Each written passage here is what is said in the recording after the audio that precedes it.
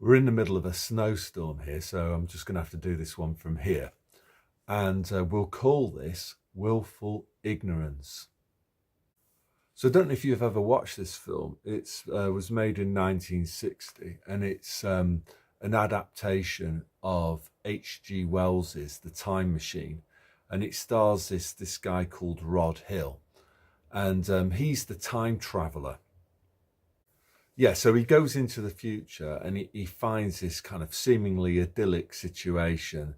These beautiful, they're all blonde people wearing white clothes. And anyway, basically, these people are being preyed upon by this other group of people, the Morlocks. I suppose a modern day equivalent of the Morlocks would be the Funny Handshake Gang. And, they're preying on us, aren't they? Anyway, the time traveller in the film version of the book, he tries desperately to persuade them, to tell them what's going on, because the Morlocks play this kind of funny music or whatever from time to time. It hypnotizes them, and the Eloi, this is what these blonde people are called. They go, they walk off in a trance. Up into where the Morlocks live to be kind of slaughtered and eaten by the Morlocks, I'm not sure if they were into that Google agree, whatever it's called, that address that sounds like Google Chrome, yeah. So yeah, these Eloi, they're just not willing to listen, right? So they're not willing to or able to acknowledge reality because it's too scary for them. And I think we're actually in this situation now where, the vast majority, well, not vast majority, 70% of the population, maybe less than that now, some have woken up, 60% still are complete raging normies. They are the Eloi, and they're too afraid to look at reality front on in the face and to recognize what's happened and what's been done to them, because it's just too scary for them. So at the moment, what we've got then is most people are absolutely terrified about reality, and their solution to that is to try their level best to ignore what's staring them in the face. So a great example of this happened last night. So there was a football match on.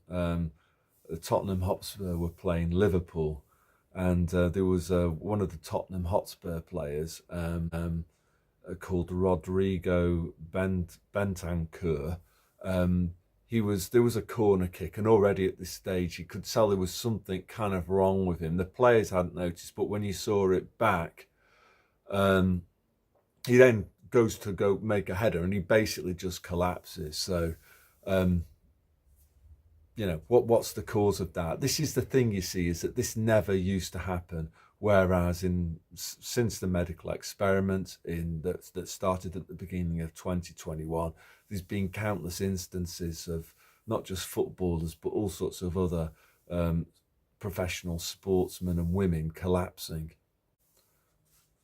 So why is this why is this worthy of doing a video? Well, I think there was a few kind of quite strange things that happened. The first one was when a footballer gets injured, normally like a physio runs on, maybe often it's just one physio. In this case, they were running on immediately. There was like a whole team, and they weren't dressed like normal physios. They had like these yellow high vises on, and there was about 6 or 7 of them, also carrying a stretcher too.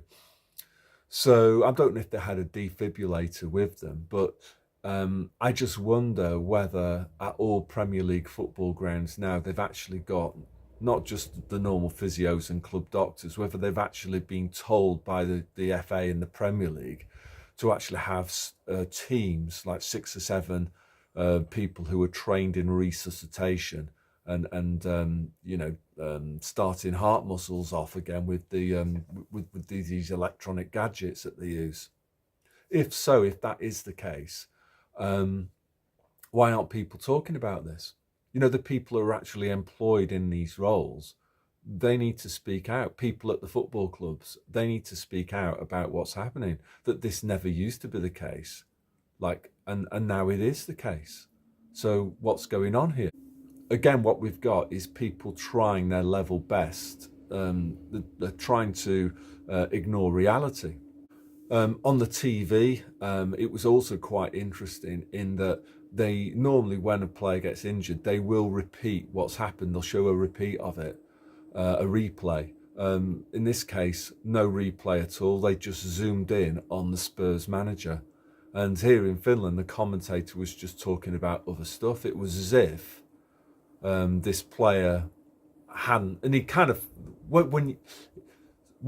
fortunately, what some people had done was that they recorded it on their camera phones. They must have had, these like digi boxes where they can replay live TV, and people had captured it on mobile phone footage. So if you go onto Twitter and type in the name of this guy, Rodrigo Bentancur, you'll actually see it for yourself. But the TV made sure that they never showed what happened again. It was them trying their level best to deny or pretending to ignore reality. So I've said this lots of times before. I'm nearly 60, played football, cricket, quite a decent level. Never, apart from one guy, I think it was playing Sunday cricket, some fourth team games, some bloke who had a heart condition did keel over, but I never saw any fit, healthy people suffering from heart problems. The only one that I do remember pre the medical experiment was Patrice Mwamba. But since the 2021 medical experiment, it's been relatively commonplace, these incidents. So, what's basically happening here is that the modern day Morlocks are slaughtering the modern day normie, the modern day Eloi, and the normies just don't want to talk about it. They're trying their level best to just turn the other way. So as I say, it's a bit like this, the time traveller, he's trying to talk to the Eloi, but the Eloi aren't listening. They're busy walking off to the Morlocks tune to be slaughtered for Google adrenochrome. So I need to make this clear. I have no, I feel very sorry for this guy, this Rodrigo bloke. I hope he makes a full recovery. There's nothing that I can do about that. What happened with him, he happened, and I don't get any pleasure from the fact that he chose to, or he was coerced or whatever, take part in the medical experiment. What's done is done. It's had nothing to do with me. I don't wish any ill will on that bloke. To round things off, what I want to talk about is some other kind of aspects of normies trying to deny reality. So we've got the rape gangs. What's quite interesting there was that there was a Labour Party video yesterday, this one featuring animation and of animals and stuff, and they had some, I don't know if it was like a Belgian rap music or something, and it was all about disgusting stuff to do with paedophilia, basically. And you've got other kind of normie journalists pretending that this was an innocent mistake, that the lyrics of this song were, no one had bothered listening to it, and it was just a complete coincidence that they happened to release this video at the same time as this, I suspect, controlled release of this stuff about the rape gangs. What it does show to me is that the politicians that we have are satanic, and they are pursuing this anti-human agenda, and they're mocking ordinary peasants. They're mocking the Eloi over that. Of course, I guess the other one as well is with the migration and the rubber boats and all of that will stop it. When the truth of the matter is it's our politicians who are paying the gang leaders who are bringing over the migrants into Britain. They're actually complicit in it. They're actually organising it. Our politicians are organising it.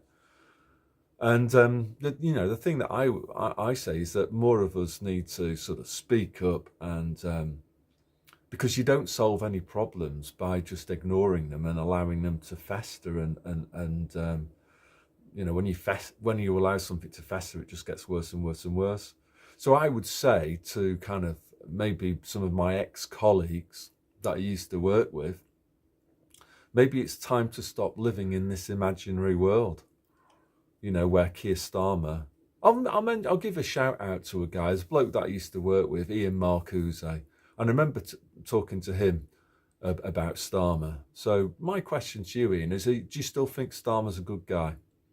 Or I would say to you, you need to wake up and you need to publicly make a stand against what this guy's doing, because it's there's no other word for it, it's evil. And also to other people who are agnostics, or it's undeniable that we are in a battle between good and evil. And you need to pick your side, and you need to be vocal about which side you've picked. You know, we're talking here good versus evil. Those are the two choices. Are you going to side with good, or are you going to side with evil? And you do that by actively getting involved, by being an obedient rule follower, order follower, a low-level enabler. And also you side with evil by choosing to keep your mouth shut about things that you shouldn't be keeping your mouth shut about. So yeah, that's all I want to say today. So God bless.